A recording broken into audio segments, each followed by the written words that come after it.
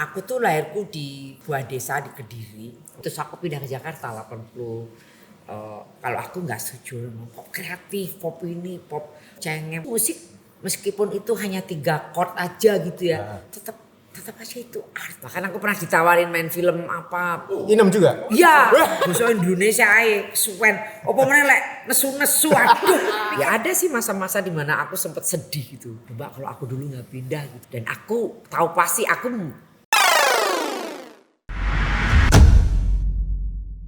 Halo, selamat datang di Retroism Plus 62. Kenangan masa lalu menambah semangat dan energi masa kini untuk menyambut masa depan. Iya, selamat hari ini untuk para Retrois yang sedang menyaksikan Retroism Plus 62 di YouTube channel. Seperti biasanya kita akan membawa tamu-tamu yang pasti Anda kenal semua.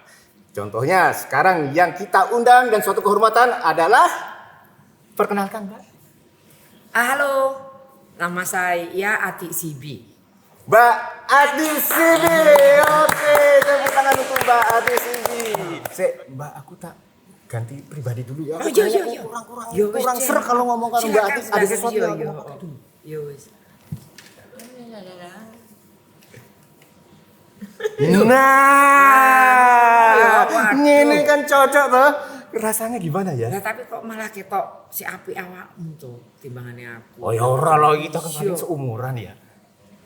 Mungkin aku lebih tuwek kali. Iya benar sih. Cuman masalahnya aku kalah di rambut aja wis puting ini. Iki sakjane yo rambutku yo putih kabeh. Ini jadi retroism bahasa Jawa ini ya. Nanti ditranslate ya. Oke. Jadi rapot nih tadi. Berarti aku harus ngobrol-ngobrol nih. Kan konten kita tuh mengenai 70, 80, 90-an. Tiga dasar itu memang zaman-zamannya kita tuh masih ya mungkin ada yang lahir, udah yang remaja atau mungkin udah yang kerja. Tapi Mbak Ati ini kan ikonnya zaman tahun 80-an ya tepatnya ya. Ya. Nah, iya 80-an. Oke. Itu stop dulu. Tapi aku pengen tahu ceritanya Mbak Ati tuh waktu zamannya 70, 80 tuh kecil-kecil tuh gimana tinggalnya terus ngapain gitu loh. Tahun 70 lahir terus di mana? Iya, Dari mana? aku tuh lahirku di sebuah desa di Kediri, di Jawa Timur ya. Tahun 63 dan terus ya mulai nyanyi tuh mulai dari tahun 79 kali ya. Oh, 79. Ya, dari SMP itu aku ikut band CB, makanya namaku di belakangnya C. Band CB itu ya mereka tuh band itu bersaudara kandung gitu. Nah, terus dia punya vokalis juga gitu. Nah, terus aku tinggalnya nggak jauh dari rumah mereka. Nah, terus aku coba itu ikut latihan sama mereka karena emang aku ya emang senengnya nyanyi gitu. Terus nyoba ikut latihan mereka kan tiap minggu mereka latihan. Terus lama-lama aku jadi salah satu vokalis mereka gitu. Terus dari situ aku mau band CB itu kayak itu audisi di TVRI Surabaya kayak gitu-gitu. Terus zaman itu tuh kan cuman adanya TVRI waktu kan, TVRI Jakarta, Surabaya kayak gitu-gitu. Nah terus waktu aku itu audisi cuman aku yang diterima gitu, tapi yang dari band CB-nya enggak. Nah terus setelah itu aku sering diundang untuk ngisi acara TVRI Surabaya. Itu hampir kadang 2 minggu sekali, sebulan sekali. Terus lama-lama ya aku cukup populer di Jawa Timur gitu. Bahkan aku pernah dapat itu hadiah jadi itu penyanyi terfavorit Jawa Timur, dapat hadiah TV. Itu tahun-tahun piro, Mbak? Itu tahun berapa ya? 79-an itu ya? Ya 80-an gitu. 80. Masih SMP ya? SMP ya?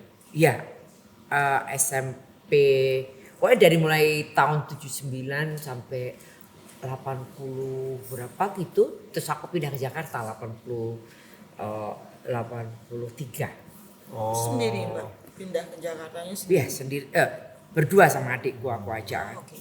Gitu. Ya, berdua lah kayak orang Bambung. Bambung, ngerti orang Bambung? Yang orang Jawa aja dia pada tahu. Iya. Oke, tapi aku pengen ngerti dia tuh zamannya di Kediri itu kan zamannya SMP SMA pasti ana tongkrongan-tongkrongan sing Mbak Ati Iya. senengin. Oh. Ya, daerah-daerah mana mungkin yang orang-orang Kediri biar pada tahu gitu. Yang mana yang orang Kediri? Enggak, maksudnya nanti yang iya, nonton. iya. Oh, kalau zaman dulu tuh Kediri belum sebanyak sekarang. Dulu tuh bener-bener cuman yang aku tahu tuh cuman ada bioskop. Terus bioskopnya aja yang misbar itu. Pas gerimis bubar itu. Misbar, ya. Misbar.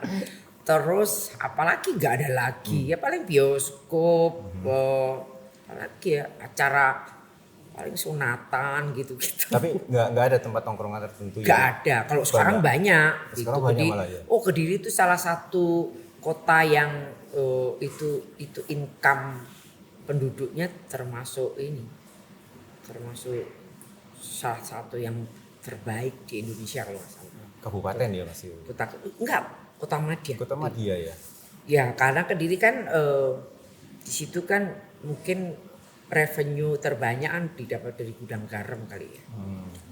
Nah terus kok bisa akhirnya ikut nyanyi gitu waktu di Kediri tuh ngikutin siapa kok akhirnya bisa aku pengen jadi penyanyi. Oh, nggak tahu Pasti ono referensinya dong Iya, siapa aku bandnya, tuh memang grupnya.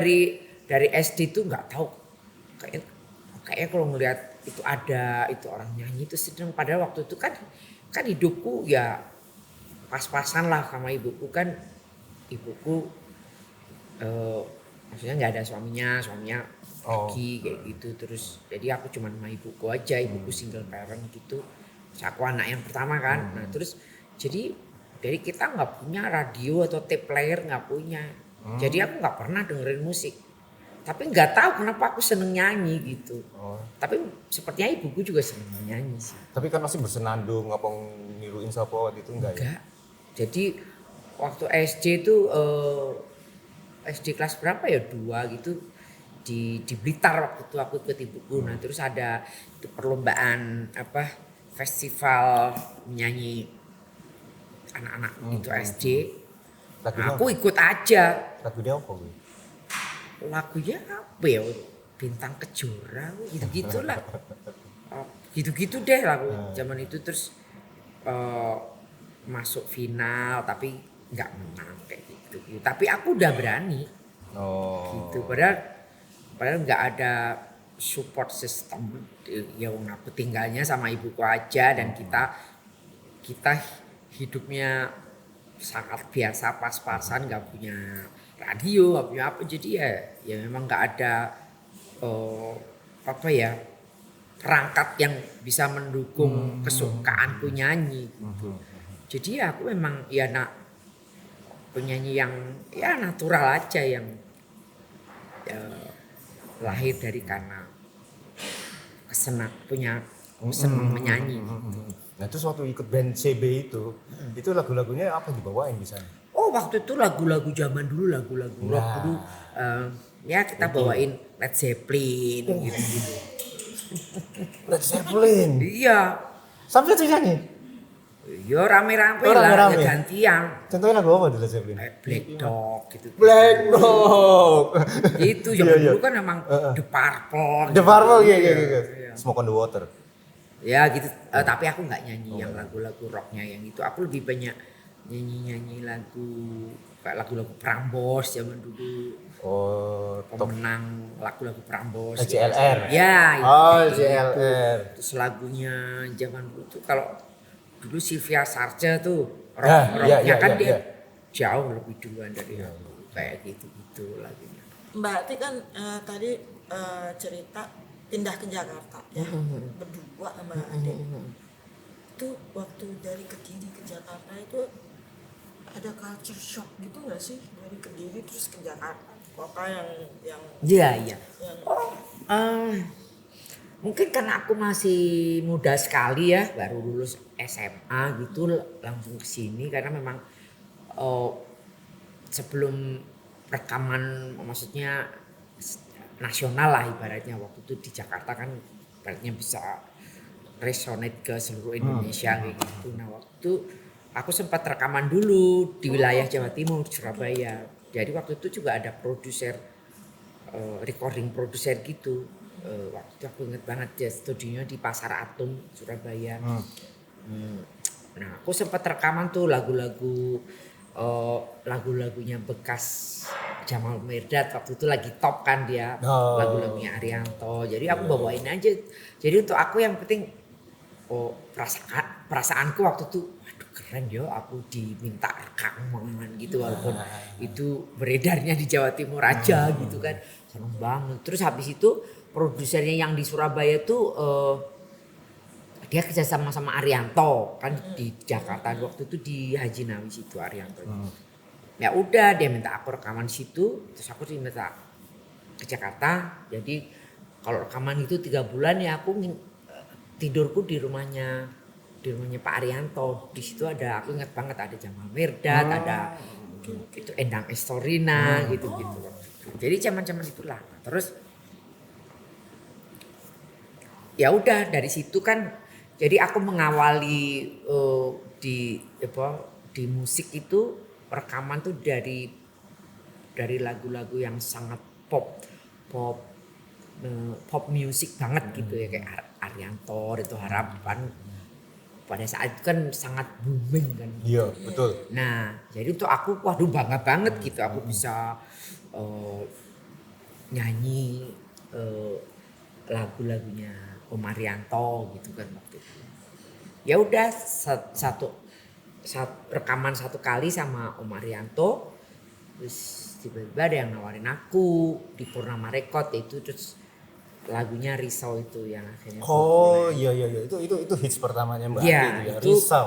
Jadi makanya album itu dinamakannya transisi gitu. Jadi dari perubahanku dari, ya walaupun sebenarnya nggak beda jauh sih, sama-sama pop, tapi mungkin pop yang itu aku bawain yang sama Purnama Record itu yang judulnya transisi itu karena kebetulan itu arrangernya kan satu album tuh Erwin Gutawa, dan komposernya sendiri juga, komposernya banyak yang bikin lagu-lagunya Vina waktu itu.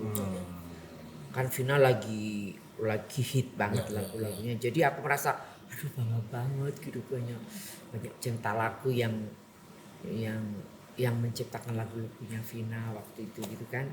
Jadi ya, nah makanya albumku dinamakannya Transisi. Jadi dari pop yang itu, dari pop yang Indonesia banget ya, gitu mungkin Indonesia, ya popnya kayak popnya Om Arianto. Ke pop yang ya agak lebih kompleks lah sedikit. Jadi ya seperti Erwin Gutawa kan dikenal itu ada jazznya kayak gitu. Orang bilang dulu pop kreatif ya. Iya, tapi menurut aku sih semua art itu ya kreatif, iya kan. Kalau aku nggak setuju sama pop kreatif, pop ini, pop apa dulu, pop cengeng, Pop aku nggak setuju. terus ada pop jenaka gitu ya. Iya, kalau menurutku tuh musik meskipun itu hanya 3 chord aja gitu ya, tetap aja itu art gitu. Bahwa itu hasil dari creativity, imajinasi orang yang semuanya memang ya harus di-appreciate gitu. Ya entah itu misalnya chord progressionnya lebih complicated, lebih kompleks, kan itu hanya improvisasinya. Ya maksudnya mengembangkannya tergantung dari musisi dan itunya kan. Gitu. Tapi kalau menurut aku tuh yang namanya musik tuh ya semua ya bagus gitu. Susah nggak Mbak? Transisinya tuh susah nggak Mbak? Maksudnya dari yang pop yang sebelumnya Mbak nyanyiin dari Arianto. Sebenarnya juga sama aja sih, cuman sedikit susahnya yaitu tadi kayak kalau yang dari itu Om Arianto kan lebih itu easy listening kan, lebih catchy banget kan, yang predictable gitu kan, entah itu melodinya Larinya kemana ya, tahu gitu ya. Atau liriknya gitu lebih banyak rhyme kan biasanya kalau lagu-lagu pop gitu. Nah ini kalau yang waktu sama Erwin Gutawa kan dia orangnya kan gitu, chord-chordnya agak-agak Progresif. lebih progresif dan apa ya, kadang-kadang itu kayak ya lebih sulit aja gitu kan, gitu. Jadi ya agak keteteran sedikit lah misalnya apa nadanya itu nggak bisa hit dengan tepat kayak gitu ya. Tapi eh, kalau yang popnya Pak Arianto gitu kan ya gampang gitu. Iya, iya, Lebih mudah gitu karena memang lebih mudah untuk didengar.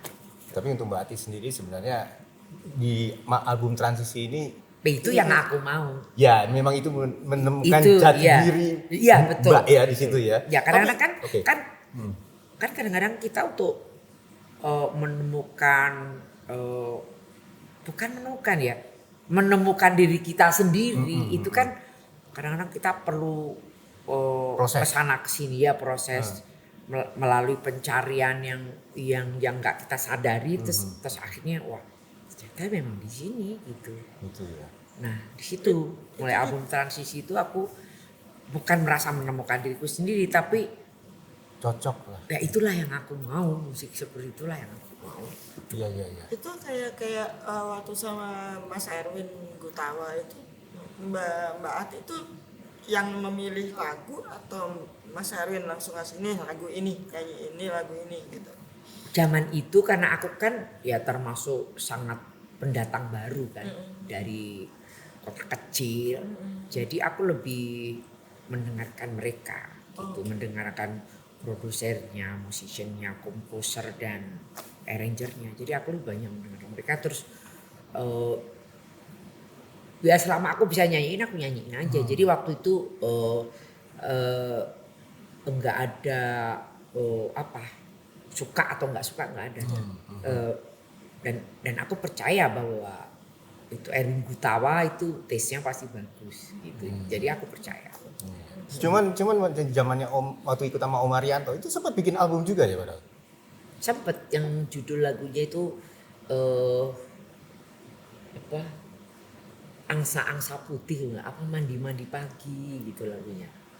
Judulnya kalau nggak salah angsa-angsa putih kalau nggak salah.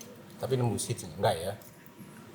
Cukup bagus sih. Itu bagus juga ya. Maksudnya cukup banyak juga orang tahu lagu itu ya orang yang suka lagu-lagunya Om Arianto kayak gitu. Nah itu terus kan pindah ke album transisi. Ada hitsnya yang Risau. Itu karangan siapa ya? Itu Cecep AS. Oh, Itu Mas pertama Cecep kali AS. ya aku Iya iya. nyanyi lagunya Cecep AS. Oh iya iya iya. Tapi bilang keren sih ya Risau itu ya. Dia satu album Itu tahun berapa keren. berarti ya? Itu tahun 84. 84. Oke. Rekamannya di Cuman ya aku pengen tanya ya ini sedikit konyol pertanyaannya. Mm-hmm. Mbak Ati ini kan ini Jawanya kan medok banget ya. Iya, Ketul banget ya. Iya. Sampai kita aja ke bawah nih dengan pakai bahasa Jawa. Tapi kok kalau nyanyi kok bahasa Indonesianya apik tenan orang medok-medoknya itu gimana caranya? Masa sih? Iya, kadang-kadang kalau aku misalnya menyanyi yang banyak itu ada huruf-huruf yang berat kayak D. Ada D-nya gitu. Ya gitu.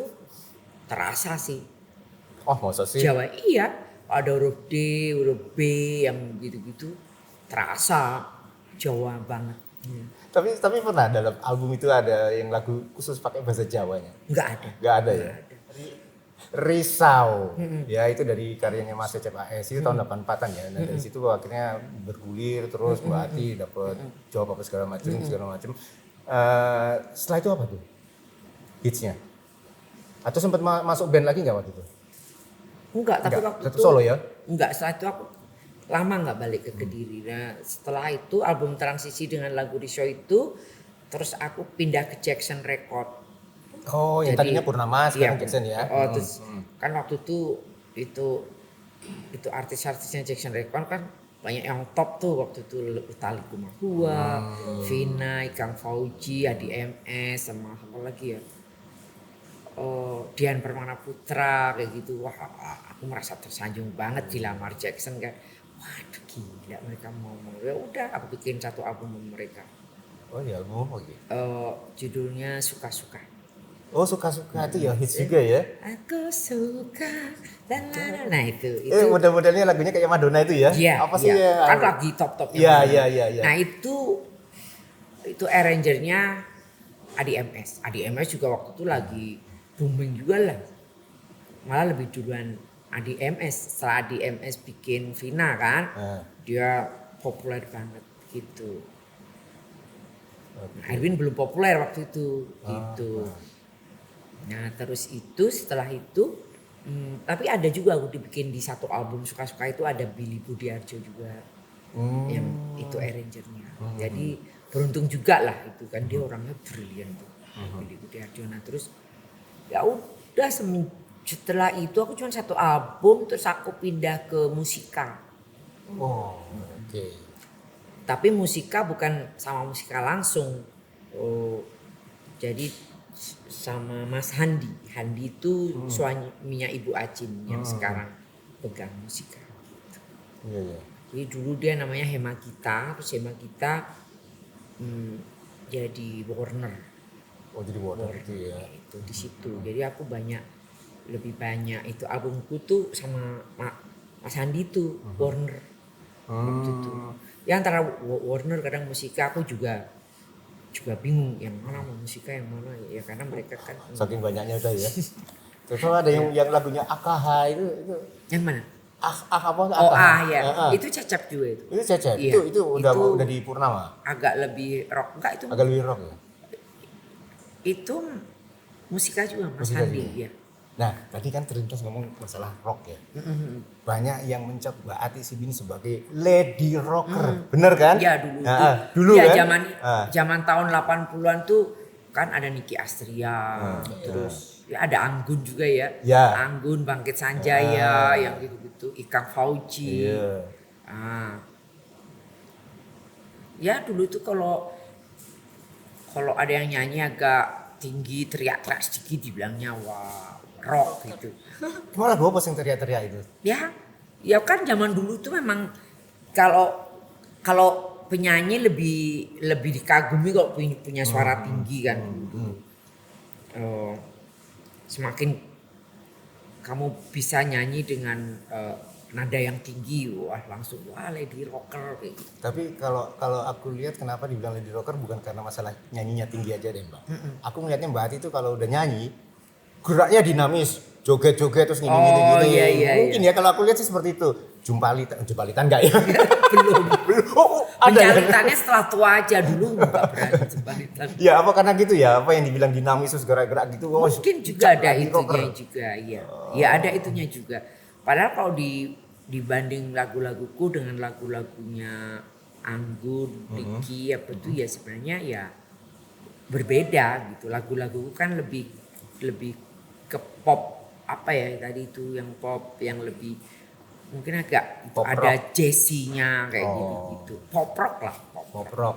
Kalau itu album teman-teman yang di rock beneran kayak Ikang dan yang lain itu kan memang lebih rock lebih kayak Ian Antono gitu kan kayak gitu. Kalau aku nggak ke situ. Ya lebih pop sih musikku tuh lebih ke pop. Apa new wave? Ya mungkin itu ada. Saya penggemar new wave soalnya. Iya aku juga. Oh, Aku iya zaman toh? dulu. Iya aku juga. Waktu itu albumku yang berikutnya kan itu ada atmosfer kayak New wave. new wave-nya ya kan kayak Mister Oh. terus Weng Chang yang gitu. Nah, Wencang suka? Iya kan kayak gitu. Ya ini aku gak suka. Apa? Lebong. Itu bandnya. Duran Duran. Nah. Duran. Apa lagu nih? Aku Duran enggak denger. Aku tuh seneng. Marah ya. Aku dengernya kayak Tear for Fears kayak gitu. Shout. Iya. Woi keren ini. Ya, kayak New gitu, wave gitu. tenan ya. Iya, New Wave aku suka. Demo suka dong Demo. Demo Yang yang Belanda itu. bukan di Pitch Mode kan? Oh Debbie Smooth. Iya. Saya suka. Iya di Pitch Mode. Ini asli juga suka sih. Oh iya. Di Pitch Mode aku suka. The Cure suka nggak The Cure? Oh suka ya. The Cure terus apa? Gua bantu nih. The Cure siapa? Siapa? Apa? Red Hot Chili Pepper. Oh, bukan. Bukan, itu kan belum udah new wave itu. Simply Red Red. apa sih? Simply Red. Simply Red ya. Wah. Mbak Ati, bentar, Oke, aku mau nanya. sip. Mbak Ati tuh memang karakternya itu dalam berpakaian, dalam ini dah untuk bermusik gitu dalam berpakaian dan sebagainya itu memang Mbak Ati dari dulu seperti ini atau ada proses kayak misalnya dulu agak feminin terus tiba-tiba karena tuntutan lagu jadi Ya, itu. kalau aku sih memang apa ya dari kecil itu aku nggak feminin gitu. Jadi Tomboy. aku selalu senang pakai baju yang nyaman gitu. Iya. Jadi kan kalau kalau kita orang Jawa gitu ya dulu kalau misalnya ada acara apa kondangan pernikahan gitu kan justru pakai kebaya gitu. Kadang kayak terpaksa dipaksa gitu. Kalau aku nggak pernah mau. Karena aku merasa bahwa aku pasti nggak bagus gitu pakai kebaya. Jadi dari kecil itu mungkin ya aku ada rasa seperti insecurity kayak gitu. Jadi aku merasa bahwa gitu aku tuh nggak bagus, badanku nggak bagus, aku nggak cantik ya kayak gitu. Jadi makanya gitu aku selalu pakai baju yang aku merasa bagus dalam pikiranku aja kayak gitu. Sak nyaman-nyamannya Yang gitu penting ya. nyaman. Tapi kayak lingkungan musik yang dulu kan kayak kalau dengar nama-nama kayak siapa Roxana ya Vina dan sebagainya itu kan amat sangat beda dengan penampilannya Mbak Ati. Itu kayak produser dan sebagainya tuh ini nggak sih apa memberikan masukan lain atau apa enggak atau membebaskan Mbak Ati untuk memilih Berekspresi. ini loh penampilan ini loh aku maunya kayak Ya kalau menurutku waktu itu kebanyakan produser juga kayaknya terserah sama penyanyinya. Dan kebanyakan penyanyi kan memang lebih memilih lebih feminin gitu kan ya, lebih girly lah, lebih ke yang lebih Lady. yang cantik-cantik lah. Kalau aku memang aku orangnya juga susah diatur gitu. Jadi aku tuh percuma juga misalnya aku dibawa ke desainer gitu terus akhirnya nggak aku kepake sering aku gitu. Oh gitu ya. Ya, aku tuh susah dengerin misalnya gitu orang tell me what to do tuh aku selalu melenceng orang Iya, gitu iya, pura-pura iya baru-baru nggak aku jalani gitu aku at the last minute gitu aku pernah gitu kayak itu ada masa-masa yang zaman selalu pakai itu koreografi kan kalau nyanyi penyanyi di depan terus pakai Latar penyanyi penari latar. dancer Iya. kayak gitu. Nah aku sempat itu untuk diarahin ke sana. Lah aku kan nggak gitu. Gitu ya. Gitu karena aku kan memang sangat sangat individual aku tuh orangnya. Oke. Gitu. Jadi aku tuh bukan itu orang yang bisa kerjasama dengan tim. Aku bukan udah gitu. Gitu. Aku selalu sendirian dari sampai sekarang. Jadi ada masa di mana produser tuh mau mengarahkan aku ke situ gitu kayak misalnya di albumku itu yang sia-sia lah gitu. Iya. Itu sama Musikaton. Nah waktu itu mereka mencoba itu aku untuk bisa blend dengan dancernya waktu itu sama dicoba dengan itu ke dancernya Mas Guru waktu itu. Udah aku ikutin latihan kan. Raiso. Iso keliru terus aku ora ngerti. Gak iso. Tapi pertama yo itu etok-etoke tak ikuti ngono kan. Wis pura-pura oke gitu ikut kan ya cuman menyenangkan koreografernya sama produser kan. Begitu syuting di TVRI gak ada satupun yang tak ikuti. Kuarepe dhewe wis aku gawe. Jadi sering retake dong. Enggak, wis terserah wae penarinya kemana aku nyanyi sendiri aja gitu aku tuh gitu. Kuarepe dhewe sampai sekarang. Jadi koreografi memang wis dari Mbak Ati dewe ya. Wis pokoknya lah. Ya karena aku merasa kayak aku gini-gini. Iya tadi aneh ngono. Gak iso memang gitu. kasih pertanyaan sama yang barisan. Oke, ada pertanyaan mungkin dari penonton ini, penontonnya dari atas kiri bawah. Bawah atas. Hah? Belum belum. album beberapa album udah Oke, Mbak duluan. Halo Pak Bun, aku mau nanya nih Mbak Ati kan banyak bergaul dengan Musisi. Kita lagu ya. Oh, pencipta lagu. Iya kan. Dari sekian banyak. Kalau aku sih yang selalu teringat tuh maafkan Mbak Ati itu Nah, banget tuh. Maafkan. iya, iya. Aku pengen tanya, di antara sekian banyak pencipta ini, tanpa mengecilkan yang lain, mana yang Mbak Ati paling puas? Membawakan lagu itu kayaknya, ini Iya. puas banget gitu loh. Oh, selama ini ya sebenarnya banyak lagu-laguku itu selain yang populer ya, seperti Maafkan, Risau dan yang lain-lain itu sebenarnya banyak yang bagus-bagus gitu. Tapi kan ya apa ya, lagu zaman dulu itu kan selalu itu ada yang diprioritaskan yang menurut instingnya produser, intuisinya produser. Wah ini nih catchy, Lagu andalan, komersil. jagoan. Oh ini Lagu yang jagoan dibikin ya? di video klipnya atau gimana yang dipromoin di radio ini, gitu. Padahal kalau menurut produserku itu yang bagus. Kadang-kadang untuk aku, wah ada lagi yang lebih bagus gitu. Tapi kan mereka nggak. Ya kalau aku kan kupingku sebagai kuping pendengar musik aja gitu. Yang menurutku ya memang musiknya keren kayak gitu. Tapi kan kalau intuisi produser kan lain, lebih ke bisnis ya. Jadi mereka kayak ini apa lagunya apa bisa diterima pasar kayak gitu kan.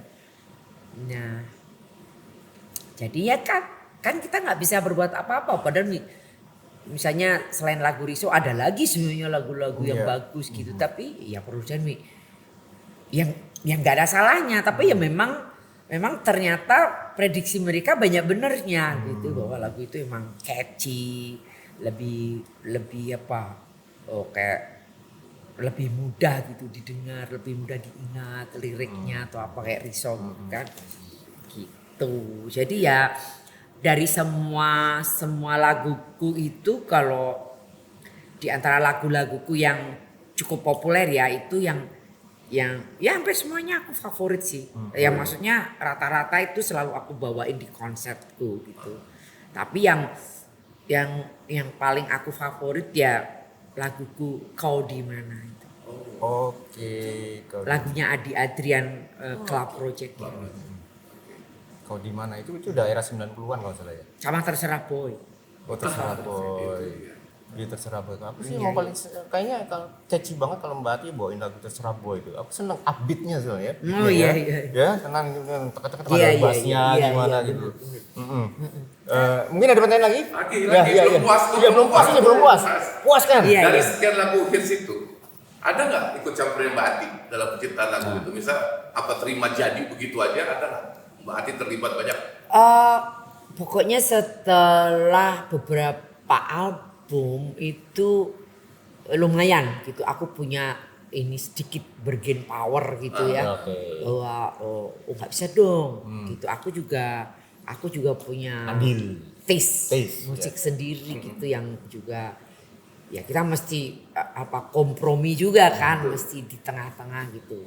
Jadi aku pilih gitu seperti itu adik lah ini pokoknya aku mau musiknya dia itu sama lagunya. Terus itu satu album tuh ada Indra Lesmana juga, dia separuh album tuh Indra Lesmana, separuhnya Adik lah. Dua-duanya waktu itu memang lagi populer ya. Iya. Dan mereka mau dengerin iniku gitu, masukan dari aku. Kalau yang itu album Riso, yang Ahab itu lebih banyak itu produsernya yang kasih ke aku, kayak aku setuju kayak gitu.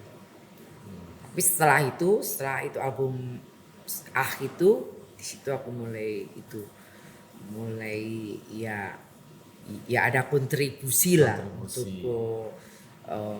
memilih lagu untuk itu recording gitu. Oke. Tapi Mbak Ati juga menciptakan lagu sendiri nggak? Enggak Ada? pernah. Jadi tetap harus ada. Iya harus nggak ada- percaya diri ya Oh, dia. Ya mungkin kalau dipaksain mungkin bisa, tapi aku kan nggak bisa main musik. Sampai sekarang pun aku nadaku apa aku nggak tahu. Maksudnya Ya misalnya kunci-kunci. Hmm. Ya aslinya kuncinya di mana? Oh di F mbak. Ya udah turun satu gitu-gitu. Pokoknya aku nggak tahu.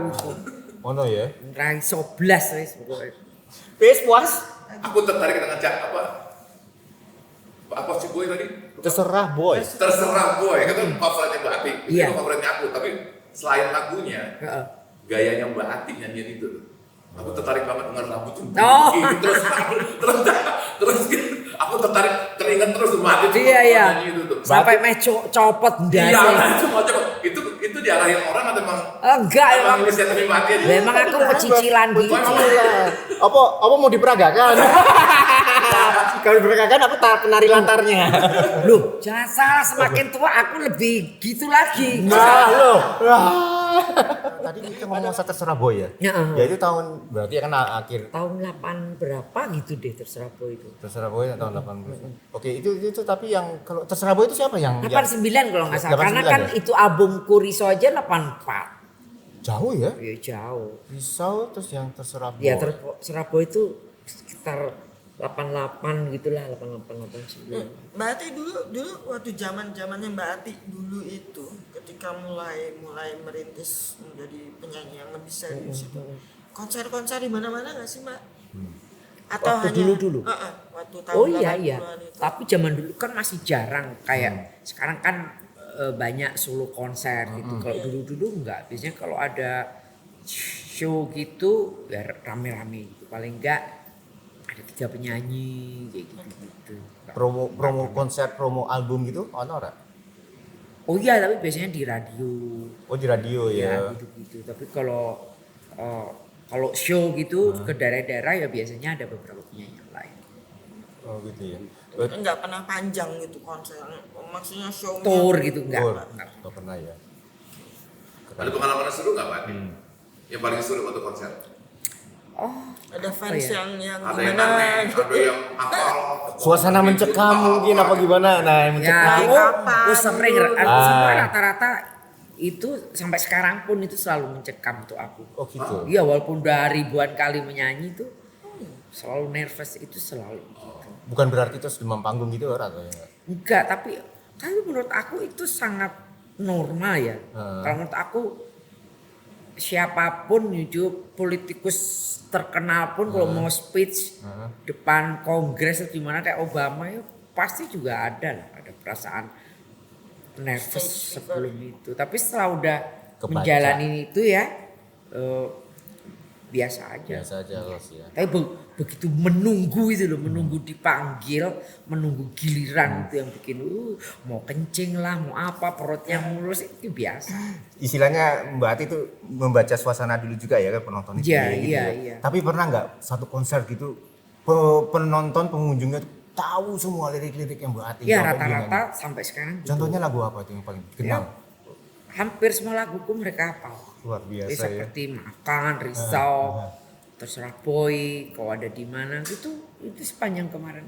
Selama aku 3 bulan di sini kan aku ya ada beberapa job di beberapa kota gitu. Ya rata-rata mereka ya fansnya lagu-laguku dan mereka lebih apa dari aku liriknya. Nah, masalah fans ini, itu yang kemarin misalkan yang baru kemarin nyanyi itu, yang nyanyi itu yang kaumnya kita atau yang milenialnya? Nah, coba jangan gimana salah. ceritain? Sekarang ini banyak justru dari anak-anaknya yang ibunya itu seumuran aku. Jadi rata-rata, aduh tante ini dulu saya suka lagunya ini dari mamah aku, dari ibuku, rata-rata gitu. Jadi sekarang tuh banyak anak-anak muda suka lah lagu-lagu lama loh, jangan salah. Iya benar-benar. Iya. Makanya tadi malam tuh aku syuting sama Musika kan, 2 video klip sekaligus. Jadi laguku Maafkan dibuat video klip yang baru karena ya itu tadi karena laguku yang lama itu ternyata semakin banyak anak-anak Menyukai. muda sekarang yang suka mungkin dari YouTube. Nah makanya dibuatin video klip versinya yang baru tadi malam itu. Itu tuh dengan membuat video klip pagi gitu. Ini nggak sih ada memori jadi ternyata zaman sekarang tuh aku lebih di appreciate sama anak-anak yang Oh lebih gitu muda, ya. kayak gitu. Oh iya pasti ada lah, Ada sentimental nggak? iya ada nostalgic kayak gitu. Jadi kayak waktu syuting, jadi aku kemarin tuh dalam 1 hari syuting 2 video klip itu ya untuk aku berat juga ya. Di sana di Lembang, di Cibodas sana Kamu nyuruh-nyuruh Mbak Ati di datang hutan lagi. di hutan apa Venus itu kan Oh. bagus itu di situ. Jadi yang lagu kedua tuh syutingnya malam gelap dengan 1000 lilin. Nah itu singleku yang baru nanti. Oh gitu. Singleku yang baru nanti judulnya Terusir. Jadi itu dulu lagunya Nietzsche. Grup Nietzsche. Dan aku suka sekali lagu itu. Jadi dulu lagu itu untuk soundtrack film. Populer banget ya filmnya apa gitu. Nah emang sudah aku incer lama lagu itu. Ini kayaknya aku cocok deh ini lagu. Jadi sebenarnya musiknya tuh dua-duanya remake ya. Artinya kan Iya, yang tadi Maafkan. Iya. Tapi Mbak Ati yang bawa kan? Iya, Ya, nah cuman terus yang satu lagi yang Nietzsche. Lagunya Nietzsche itu judulnya Terusir Menunggu Karma. Itu keren. Cuman di aransemen baru sama sekali lain dari Nietzsche. Yang Maafkan juga di aransemen baru lagi. Enggak, Oh enggak. itu audio yang lama dengan vokal yang lama, tapi kalau dulu kan videonya dari TVRI Jakarta kan. Oh iya zaman-zamannya Iya. Selecta Pop ya. Ya, Oke, jadi kan Selecta aku Pop. syutingnya meluk-meluk itu pilarnya TVRI depan, nah gitu. Kalau kemarin tuh ya syutingnya ya lebih inilah. Lebih dinamis ya. Banyak Iya, cut-cut iya ya. direkturnya masih umur berapa sih 23 tahun kali gitu yang masih cocok jadi putuku lah gitu. Jadi itu ide-idenya mereka tuh lebih fresh ya. Jadi ya aku ngikutin mereka aja gitu. Iya. Sip, pertanyaan lagi tuh. Ada satu segmen lagi dari masa-masa retronya Mbak Ati yang saya pengen tahu kan. Mbak Ati kan berapa kali diajak proyek-proyekan ya? Iya. 7 bintang kalau nggak salah. Iya. Terus Murlela ya kalau nggak salah ya. Bisa cerita nggak sedikit itu Pak? Karena buat saya Mbak Ati sempat menarik perhatian dengan Mbak Ati di antara artis-artis yang ada Oh, ya. iya, Makanya iya. balik lagi goyangan Mbak Ati itu memang melekat banget di sini. Iya sih goyangannya. Kalau proyekan itu. Zaman itu memang lagi musim kolaborasi Ya. beberapa penyanyi gitu kan. Ya itu salah satunya 7 bintang, terus kalau Nurlela itu Rumpis gitu. Bahkan waktu 7 bintang tuh kita sempet tur Indonesia. Itu kita dari kota kecil ke kota yang lain gitu. Sempet tuh ada berapa kota banyak lah. Itu gak tabrakan sama tur-turnya Mbak Ati sendiri solo itu ada nggak waktu itu pas 7 bintang itu? Kayaknya itu hampir Mereka kan punya tiap hari waktu itu. Oh, tiap hari. Jadi kita naik bus kemana-mana itu dengan 7 bintang waktu dengan sound system yang dibawa sendiri kayak gitu. Jadi ya justru aku lebih seneng tuh begitu. Misalnya ada kolaborasi sama beberapa penyanyi yang lain karena kan bebannya itu lebih berkurang gitu. Kalau aku tuh misalnya show sama teman-teman yang lain tuh sampai sekarang aku tuh seneng rame-rame. Pengalamannya apa yang paling mengasihkan pas rame-rame gitu enaknya? Ya lebih ini aja ya kita semakin akrab dan maksudnya nggak ada apa ya nggak ada jealous nggak ada apa ya maksudnya kita sama gitu ya saling appreciate lah mereka punya karakter sendiri mereka punya musik yang juga punya fans kayak gitu dan aku memang lebih seneng tuh kalau konsep tuh paling enggak minimum berdua gitu. Kalau sendiri tuh aku dredeg gitu loh. Gak seneng. Jadi kalau misalnya gagal konsernya itu ditanggung rame-rame. Gitu. Gitu Enggak ya. berat bebannya gitu. Terus kalau yang Rumpis gimana tuh? Itu kan yang 7 itu. Ya, Rumpis kan ya berempat Rumpis itu kan cewek-cewek KB lagi, wedok-wedok. kan terutama Vina Malida kan. Iya. Ya itu berawal dari 7 bintang itu. Kan 7 Oke. bintang kan ada Deddy Dukun dan musisinya kan juga sama juga Yongki Swarno. Nah justru laguku Terserah Boy itu diciptakan waktu tur 7 bintang itu sama Yongki. Di situ ya. Ya, jadi lagi perjalanan di bus gitu ya dari kota ke kota lain. Ti aku punya lagu loh. Pasti kamu cocok nyanyiin. Nah, zaman itu kan lagi booming grup level 42 tuh. Yes. Nah, kan groove-nya kan kayak gitu groove-nya, kan. Nah, iya. ya itu ini keren. Keren. Wah, boleh juga. Itu belum ada liriknya. Pasti kamu cocok kok. Gitu aku dengar, oh mau dong mau. bener kamu janji itu lagu tuh aku ya gitu. Waktu itu aku nggak tahu kalau itu untuk soundtrack catatan si Boy. Tapi memang belum main kan filmnya itu ya? Ya populer waktu itu. Oh populer Ya, baru tercipta lagu itu ya?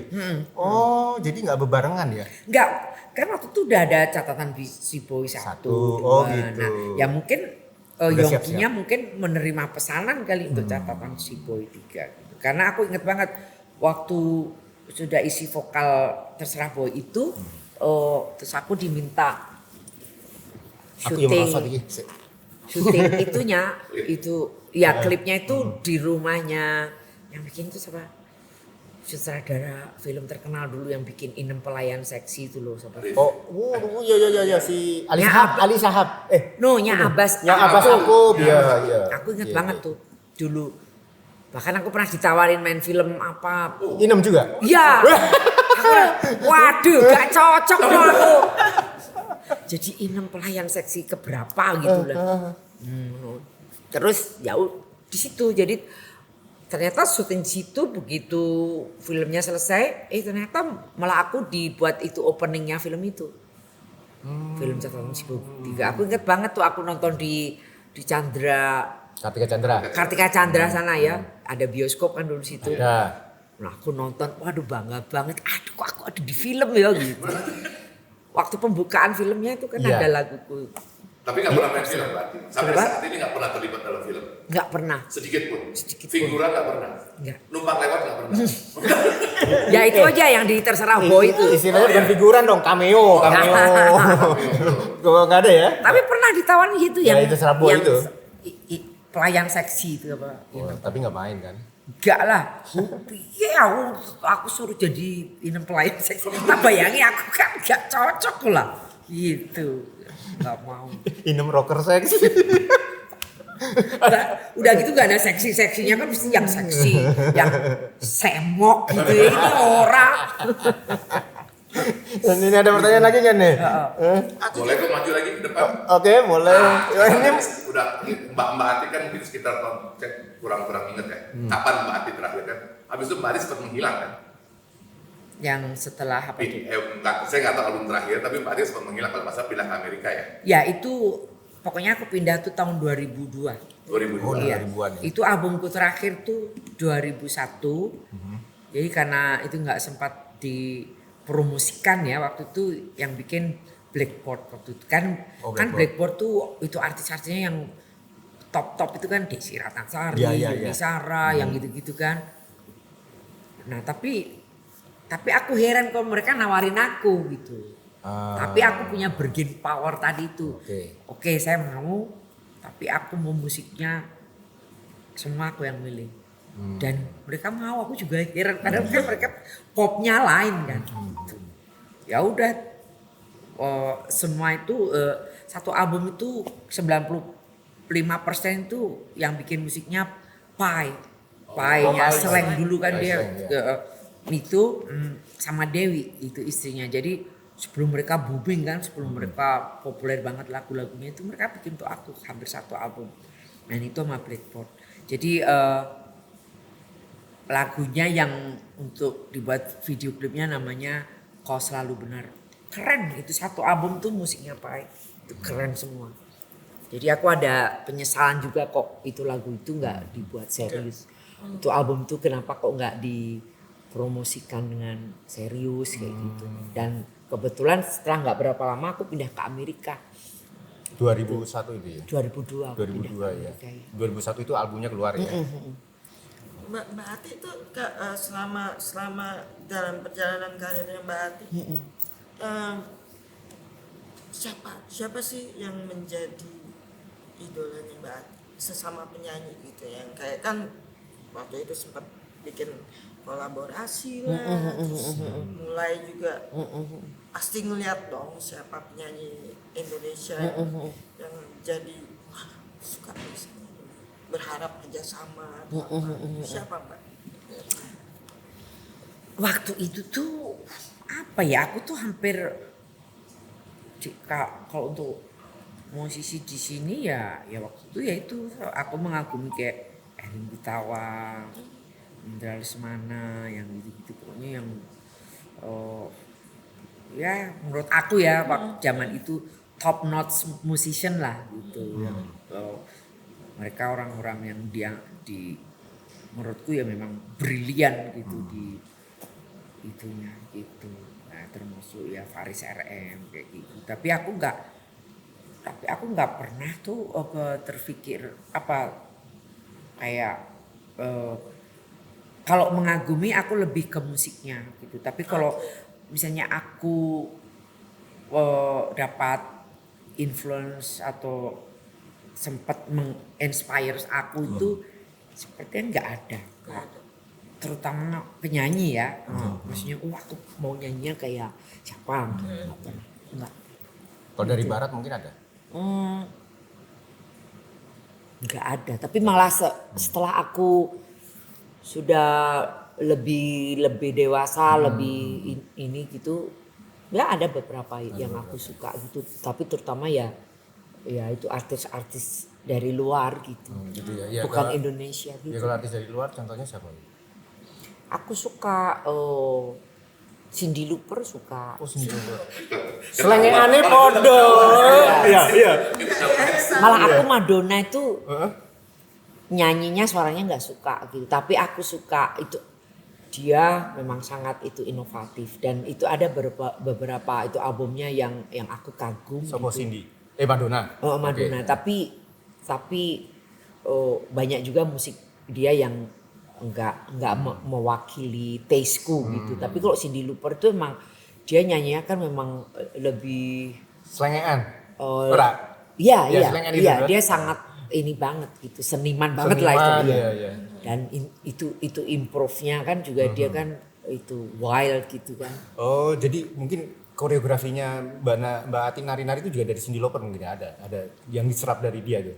Kan dia juga nggak nari-nari juga ya, kalau nggak salah. Jingkrak-jingkrakan sih. Iya. Maksudnya. Ya maksudnya ya dialah gitu, maksudnya nggak pakai yang di kayak itu pakai apa koreografi gitu-gitu kan enggak. Gitu. Maksudnya individu banget kan. Aku suka kalau yang laki itu Peter Gabriel aku suka.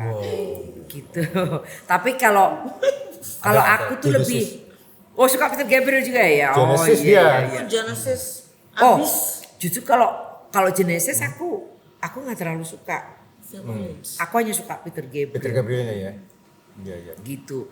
Nggak tahu ya Peter Gabriel tuh emang suaranya tuh kayak dari mana gitu ya. Keren banget suaranya Peter Gabriel. Aku ngerti. Berarti kalau cewek seneng Kate Bush ya. Kate Bush Nah, yang Don't Give Up itu. Don't give up Iya. ya.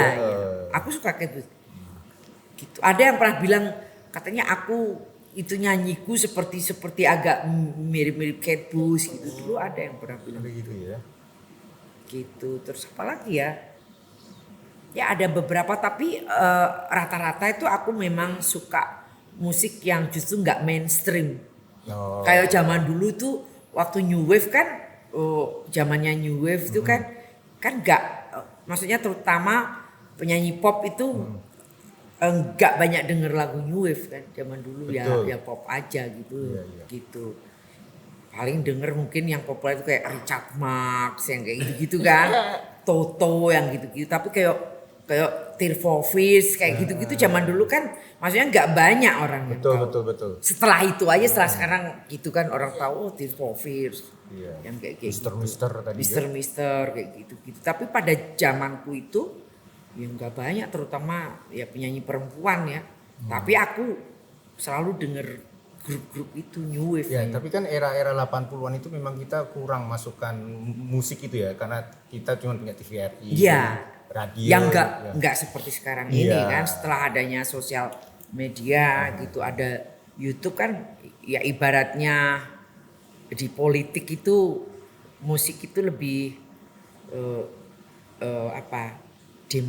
demokratis lah gitu kan. Iya kan? Iya. Karena kan kalau dulu tuh untuk menjadi musisi yang populer yang sukses kan itu hanya orang-orang tertentu yang punya luck, talent ya kan, dan mungkin dengan support system yang bagus dengan apalah. Tapi kalau sekarang orang di desa mana di sebuah negara terpencil di mana bisa viral bisa populer kan itu. Jadi memang lebih demokratis kan memang gitu. Ya cuman nggak bagusnya tuh sekarang antara yang bener-bener musik yang memang bagus dan enggak jadi kayak blur gitu. Blur, rancu ya. Gitu. Iya. Ya itu aja.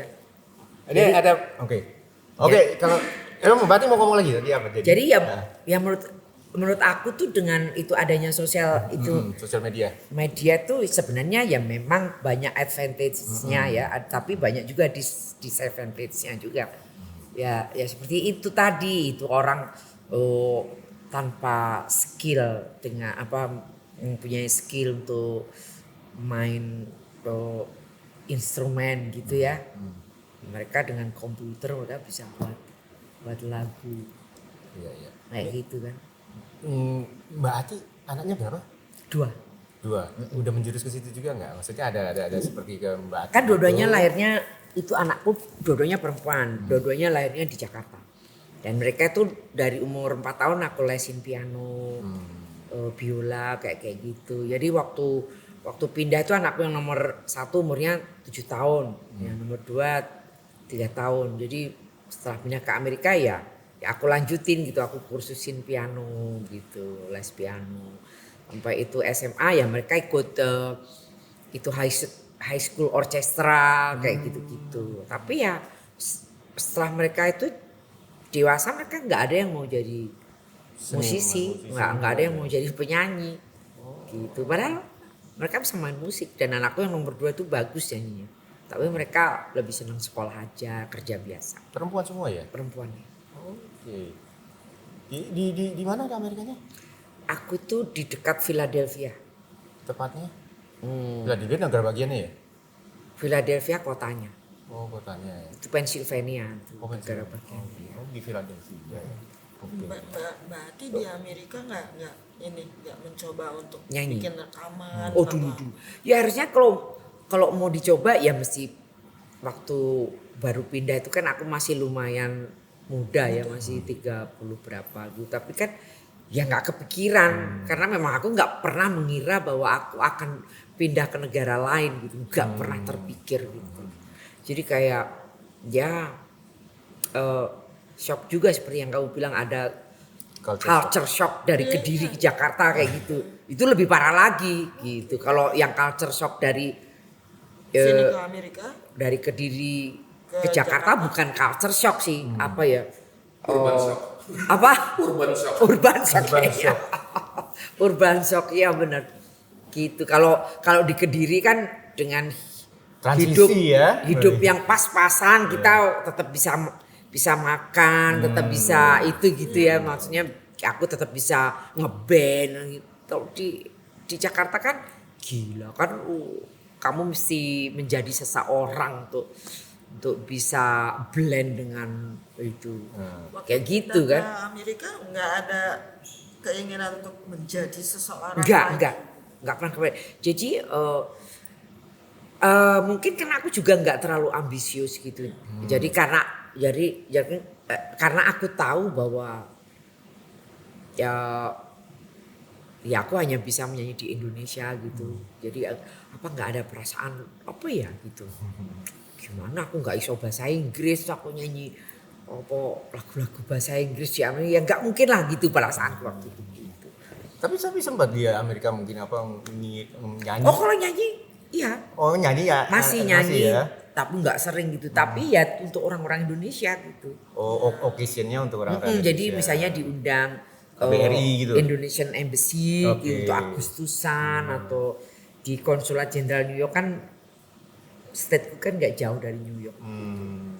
Terus ya lagu-lagunya Mbak Ati semua dikeluarin sih. Ya mereka tahu Nah, loh. terus bandnya? Iya band itu. Nah bandnya itu yang mumet gitu. Iya itu. Minus one dong. Maksudnya pakai instrumen. Kadang karaoke lah, pakai karaoke, kadang sampai sekarang gitu. Pokoknya nggak genah lah, nggak genah. Belum pernah aku dapat band yang ya seperti di sini. Iya. Tadi ada pertanyaan mau Ya, ditanya lagi. nanya tambah sedikit kan Mbak Ati kan tadi sempat nyinggung anak tua tadi. Iya. Setelah anak-anak tumbuh dewasa, setelah anak-anak tahu ternyata ibuku seorang penyanyi terkenal di negara asal, Heeh. Apa komentar mereka? Dia mereka tuh malah dulu waktu kecil memang sering aku bawa ya, terutama yang nomor 2 itu masih 3 tahun tak bawa ke Trans TV, Indosiar kayak gitu. Tapi setelah mereka besar mereka nggak tahu aku kalau maksudnya itu ibunya penyanyi yang lumayan kayak gitu ya. Jadi mereka nggak tahu. Jadi waktu di Amerika pun ya mereka besar di sana mereka malah ya nggak ngerti gitu kalau aku tuh apa lagu-laguku tuh lumayan dikenal gitu. Tapi pernah satu kali gitu setelah berapa mungkin setelah 15 tahun lah tinggal di Amerika, terus aku ajak yang nomor 2 itu jalan-jalan ke Jogja gitu kan. Nah waktu itu di Malioboro itu ada fans dari Bandung ketemu. Moro-moro aku tuh dipeluk sampai nangis-nangis itu mbak itu ya nangis gitu. Terus sana aku lihat siapa itu nangis-nangis gitu kan. Jadi di situ dia baru mulai tahu. Oh ternyata itu ibuku tuh lumayan lah dikenal di Indonesia. Di situ mulai tahu. Tapi sebelumnya mereka nggak tahu. Nah, kayak sekarang ini kan Mbak Ati kan ya ada program lagi mau bikin ini kan apa video klip segala macam, terus kan ada konser kemarin sampai ke Sultan itu kan. Iya. Nah, itu anak-anak terus tahu tapi sekarang ini. Maksudnya memang ada rencana mau Tahu mereka anak-anak sekarang cuek aja. Mereka nggak peduli, nggak ada tuh kagum-kagum mboknya nggak ada. Malah kalau aku kadang-kadang rengong bahasa Jawa ya itu rengong nyanyi alon-alon gitu terus itu ada temen-temennya gitu ya gitu. Malah aku dipelototin nggak boleh nyanyi. Gak suka gitu. Tapi ngomong-ngomong anak-anak ya bisa ngomong Jawa ora? Isu. Terutama yang nomor 2. Yang nomor 2 itu karena kan lebih banyak sama aku di rumah dan aku tuh kalau di Amerika itu kan selalu ngomong bahasa Jawa kan. Di rumah itu bahasa Jawa, bahasa Indonesia gitu. Pernah ngomong bahasa Inggris makanya aku gak iso bahasa Inggris bahasa Inggris. Oh, Bapak iso ngomong bahasa Jawa? Enggak, bahasa Indonesianya lumayan lancar. Bahasa Indonesia lancar, tapi Lancar, Jawanya ya iso. Ngerti. Jadi aku tuh kan kesuwen mikir grammar nyapo lho wis langsung basa Indonesia ae kesuwen. Apa meneh lek nesu-nesu aduh mikir grammar kesuwen langsung ae jancuk kan iku. Iya gitu-gitu. Aku tak jancuk-jancukin bojoku ya senyum-senyum ora ngerti jancuk yo. Gitu. Ya seru. Ya tapi Gitu. sing nomor 2 itu nomor 2 itu ini ya, pasti ya. Iya. Kemarin Mei kan itu ulang tahunku gitu dia ngasih selamat. Bu selamat ulang tahun ya. Kamu harus tahu kamu saiki wis tuwek ngono. Kamu saiki wis tuwek. Oh, wis tuwek. Gitu. Gitu dia tahu. Seru dia. Ya pertanyaan lagi nih. Pertanyaan terakhir. Iya. 15 tahun di Amerika.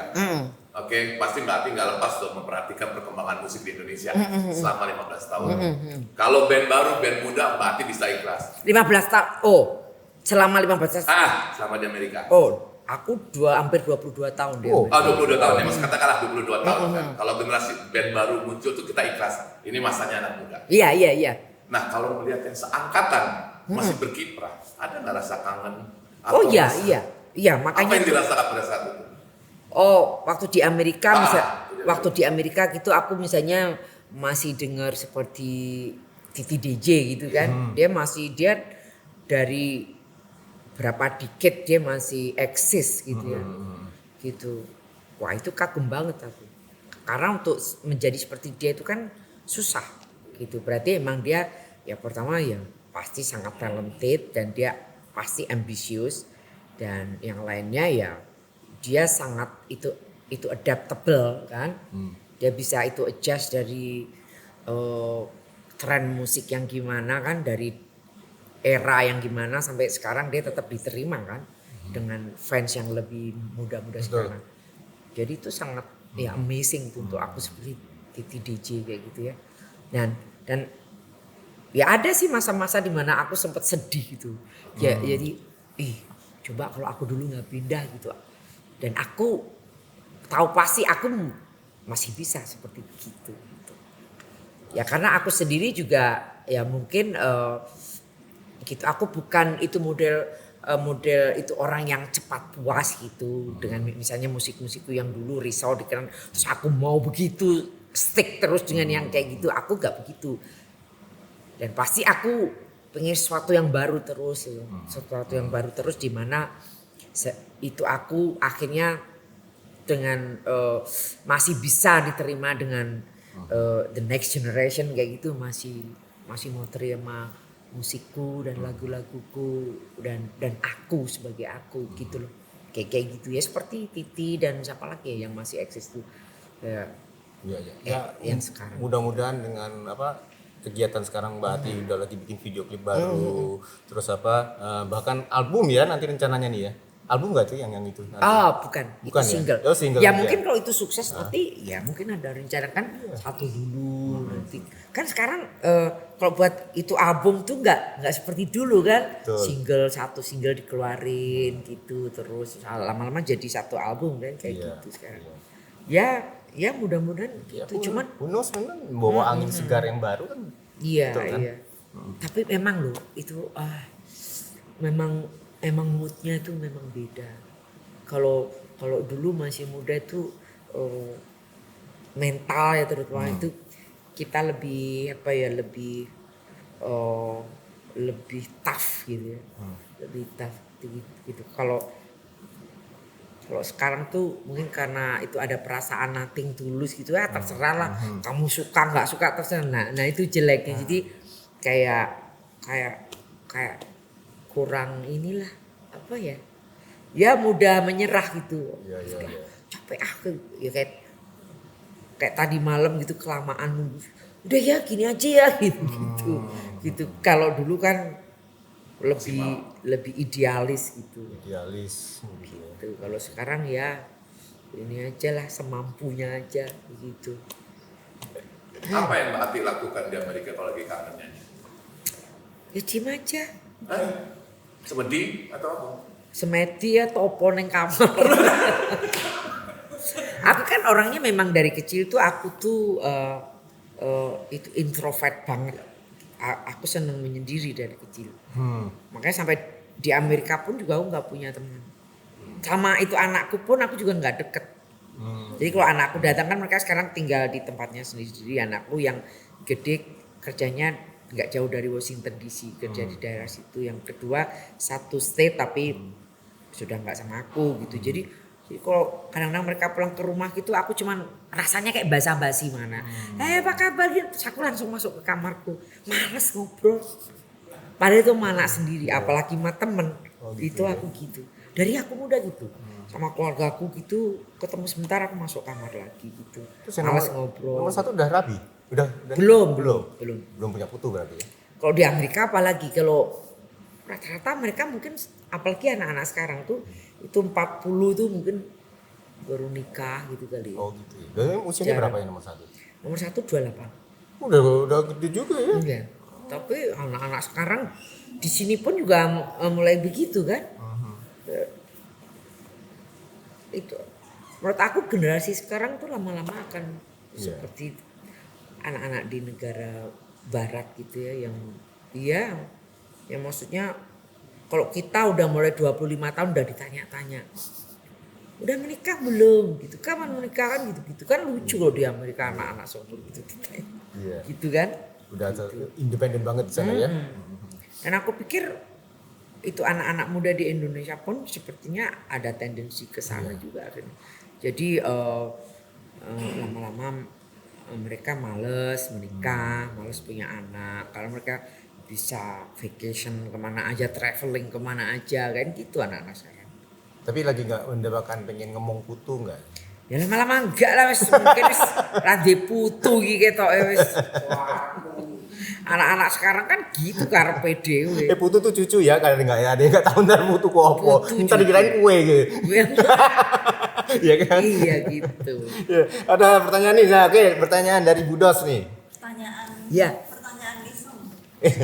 Dari awal dulu sampai sekarang kira-kira Mbak Ati udah punya berapa banyak kacamata itu? Oh, kalau Orang kacamata Jamaica. tuh aku bukan kolektor kacamata. Koleksi. Gitu banyak orang pikir aku tuh mengoleksi kacamata gitu, aku enggak. Jadi kalau ya pada saat itu aku suka beli, terus habis itu ya kalau ini ya nggak tahu kemana kacamata gitu. Pokoknya selalu ada satu.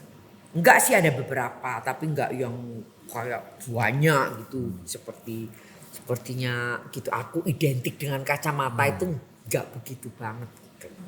Ya cuman memang untuk aku tuh pakai kacamata lama-lama sebagai suatu keharusan karena Icon. bukan itu sebenarnya, lebih membuatku nyaman gitu. Oh, apalagi kalau manggung ya? Iya, karena kan aku nggak suka dandan lama gitu. Udah pakai kacamata kan udah nggak perlu pakai eyeshadow atau gimana kan gitu. Itu memang Yang penting untuk nyaman aja. untuk nyaman aja. Memang keinginan dari Mbak Ati sendiri kalau memang aku memang mesti pakai kacamata hitam. Iya gitu. Nyaman Dari dulu, aja dan gitu ya. dan apa ya? Dan aku merasa lebih pede dan nggak malu gitu kan. Aku tuh sebenarnya pemalu aslinya. Gitu. Ya, makanya saya tadi di depan Mbak Ati saya juga malu, makanya saya pakai kacamata hitam. Nggak pede. Oke, tapi aku mau balik lagi ya. Iya. Mbak Atik Sibi ya. Sebenarnya pelafalannya yang benar tuh Sibi atau CB. Banyak orang yang bilang Atik CB, yang di situ bilang Atik Sibi. Kalau menurut Mbak Atik yang mana sih yang benar?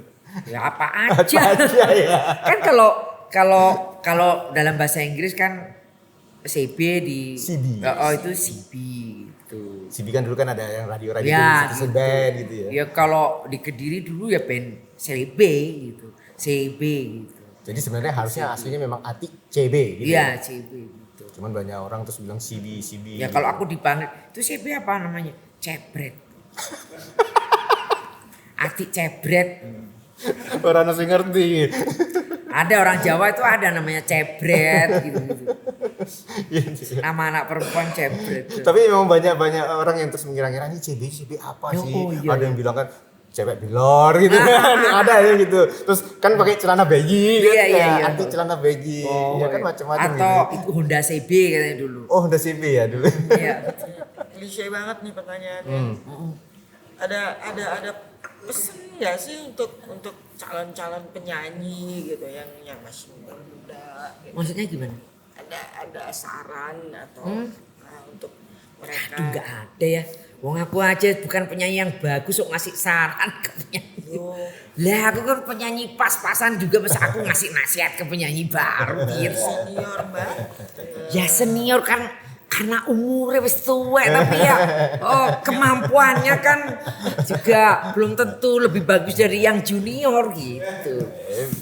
Kita belum lihat video klip yang baru nih ya. Saya nggak tahu nih apakah Yang mana yang nanti ini? yang udah dibuat gimana? Ya kalau dilihat sih itu itu director video klipnya sih kayaknya waduh bikin kayaknya ya seneng lah gitu. Wah ternyata ini boleh juga orang tua ini Baba ini. Ternyata Baba ini masih boleh juga gitu. Bener loh. Iya. Direkturnya yang 23 tahun tadi ya? Kenapa? Direkturnya yang 23 tahun tadi. Ya. Tapi ini Siapa ya. judulnya, Pak? Namanya Giri. Oh, Dia selalu dipakai Musika Studio sih. Masih muda banget. Khusus video klip ya musik. Tapi seneng ya kerja dengan yang generasi yang lebih muda. Ya itu menurut aku tuh bagus ya, kayak apa ya kerja sama kan kan seringkali kita tuh sudah kadang ada underestimate atau kadang bahkan terlalu ini overestimate kan. Wah mereka ini canggih lah, mereka banyak tahu dari kita gaptek lagi gini. Atau bahkan mereka lebih muda gitu. Tapi sebenarnya itu kolaborasi yang bagus loh. Di musik pun juga begitu gitu. Jadi kalau maksudnya anak muda dengan yang pasti anak-anak sekarang kan memang lebih kreatif kan. Gitu. Gitu ya. Tapi merasakan nggak waktu yang zamannya kan waktu itu juga bikin video klip. Iya. Kita masih muda-muda, Iya. ya kan? Sekarang bikin video klip lagi, tapi sekarang juga anak-anak muda yang generasinya beda. Iya, generasinya beda. Ya. Itu gimana? Lebih dinamis yang mana dan lebih kayaknya cekatan yang mana antara yang dulu sama yang sekarang? Kalau dulu itu menurut aku Kakek ngaso. zaman-zaman ya apa kakek ngaso? Kakek ngaso. Iya. Mungkin juga ya. Tapi kalau yang anak-anak sekarang tuh ya selama kayak pemotretan, pembuatan video klip tuh yang aku sadari bahwa mereka lebih pragmatik dari orang-orang dulu. Lebih cara kerjanya lebih efisien gitu. Dan ya mungkin mereka udah tahu tekniknya supaya nggak banyak wasting time, wasting budget juga kayak gitu. Mereka sepertinya lebih Rapi dan terorganisir gitu. Iya, kayaknya begitu yang aku lihat tuh begitu. Jadi kayak itu kemarin itu syutingnya misalnya itu audionya dicepetin biar cepet kan. Jadi speednya dibuat karena aku syuting maafkan. Jadi aku terpaksa ngikutin lip syncku tuh mesti cepet seperti audio. Gitu. Cepet gitu. Tapi cepet syutingnya. Diulang-ulang cepet terus. Cepet jadinya. Enak kan gitu. Dan, Berarti oke. Dan mungkin mereka udah tahu mungkin dengan cara itu selain lebih efektif ya mungkin mereka juga tahu mungkin hasilnya akan lebih bagus, aku juga nggak tahu. Tapi ya untuk aku ya lebih menyenangkan dong biar cepat selesai kerjanya. Terus durasinya berapa lama kalau yang zaman dulu sama yang sekarang? Lebih cepat yang sekarang? Lebih cepat sekarang, iya. Dulu mungkin seharian, Iya, sekarang iya. bisa 2 jam gitu ya? Iya. Iya, Dan iya.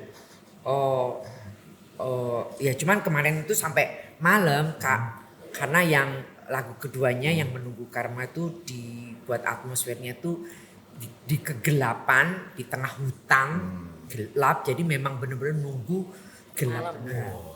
Gitu. Jadi memang ya mesti nunggunya itu yang agak lama, tapi untuk Proses kerjanya itu cepat. Jadi anak-anak muda sekarang tuh memang benar kalau menurut aku memang lebih pragmatik ya, karena memang cara berpikir mereka kan ya kalau kita dulu mungkin terlalu hati-hati, terlalu konservatif, terlalu nggak mau buat mistake gitu. Kalau anak-anak sekarang kayaknya lebih nggak tahu ya, mereka tuh lebih apa gitu ya, lebih cekatan ya. Jadi sarannya buat Mbak Ati yang anak-anak muda tuh tetap harus pertahankan seperti Iya. ini ya. Itu udah saran itu ya.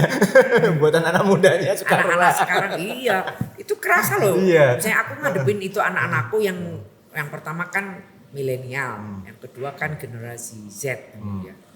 Ya itu udah lain gitu. Anakku yang milenial itu kalau kan aku itu tipikal itu orang yang kalau bicara tuh kesana kesini nggak straightforward ke itunya. Langsung dibentak aku mana. Maksudnya disuruh pasti aja gitu loh, gitu. Itu ya? Rasa iya. Wani ya?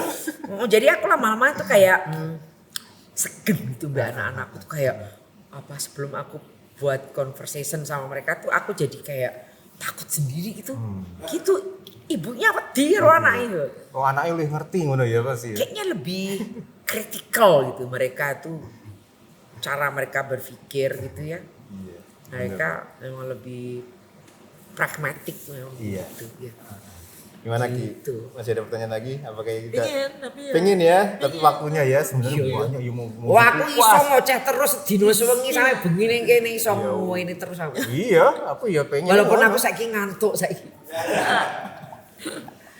ya wes Mbak Ati, tapi memang seru banget ya Ki pertemuan kita ini. Ya, aku matur nuwun loh udah Aku diundang. juga matur nuwun Terima banget. kasih semuanya, terima kasih banget. Iya. Aku merasa mendapatkan suatu kehormatan yang besar gitu, masih bisa diingat, diundang tuh.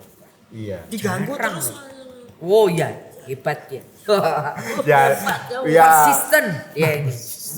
yang penting pokoknya saya udah terima kasih juga Mbak Ati udah bisa datang ke sini walaupun udah tak gangguin sampai berapa bulan yang lalu ya. Akhirnya bisa Iya. kesampaian juga ya. 3 bulan lalu kok. 3 bulan ya? Kok kamu tahu aku datang ke Indonesia dari mana? Siapa yang kasih tahu? Wah, kan networking Oh, itu gitu. kan. Iya. Mbak Ati sekarang di mana? Oh, gitu Nah, ya. kan ada yang tahu kan ada Iya, spy iya. di situ. Ya wes lah. Ning ngono aduh sayang banget. Tapi anyway, terima kasih banget Mbak Ati. Terima kasih. Sampai ketemu lagi mudah-mudahan nanti albumnya atau yang Iya, terima kasih. video klipnya ini akan membawa angin segar yang baru buat anak-anak. Jenengmu muda. sapa ta sih kok Pak Lur? Pak Lur Lebong, jeneng asli. Heeh. Aku Rainto itu Rainto. udah scripted, aku nggak boleh ngomong nama aslinya. Nanti aja nama Nanti aslinya. aja di Kan luar. lho, Hah? jeneng desamu sapa? Kalau jeneng desaku kan Prasetyawati. Oke, jeneng desa aku Didi. Oh, Dikat ya, Ya. nanti dikat ya. Oke, gak apa-apa. jeneng desaku Prasetyawati. Terus yang dipanggil apa? Hati CB cebret. Oh, itu jebret. Aku ya Didi aja udah gitu. Didi aja ya. Pak Lur, Pak Lebong. Pak Lur, karena aku Pak Lurah dulu. Oh, ngono. Ora Pak Lurah itu-itoan. Oh, Kalau mau bikin apa kartu kakak di Philadelphia ternyata enggak rapi. Oh, Ya wes kalau gitu Mbak. Ya wes. Terima kasih banyak. Terima Oke, kasih jangan ya. lupa share, like, komen dan subscribe. Iya. Oke, sampai di sini ya para retrois. Sampai jumpa di episode yang mendatang. Oke, bye bye.